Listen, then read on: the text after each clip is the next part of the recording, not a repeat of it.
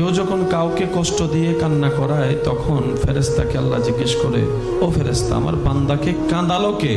আমার বান্দার চোখে পানি আনলো কে?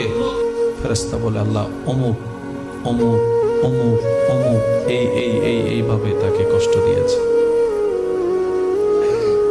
আল্লাহ তাআলা বলে, ফেরেশতা তোমরা সাক্ষী থাকিও, আমার এই বান্দার চোখ থেকে ঝরা প্রত্যেকটা পানির আমি বদলা হাসরের ময়দানে হিসাব নিব। যারা আমার বান্দাকে কাঁদিয়েছে প্রত্যেকটা ফোঁটা চোখের পানির বদলা হিসাব আমি আল্লাহ নিব। কারণ বান্দাটা আমার ভালোবাসার সৃষ্টি, প্রেমের সৃষ্টি, মহাব্বতের সৃষ্টি। সুবহানাল্লাহ। আমি আল্লাহ সমস্ত সৃষ্টিকে আদেশ দিয়ে বানিয়েছি, আশরাফুল মখলুকাতকে মহাব্বত দিয়ে বানিয়েছি।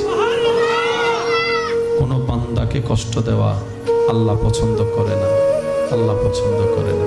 সেজন্য মনে রাখবেন, যখনই কষ্ট আসবে, আপনার বিপদ আপনার চতুর্দিকে ছেয়ে যাবে, আপনরা হাত ছেড়ে দিবে, আশা হোক যার কাছে আশা করবেন সে মানুষ আপনাকে নিরাশা করবে, মনে রাখবেন আল্লাহ তাআলা আপনাকে সরাসরি নিজে সাহায্য করার জন্য প্রস্তুতি করে নিচ্ছেন। সুবহানাল্লাহ।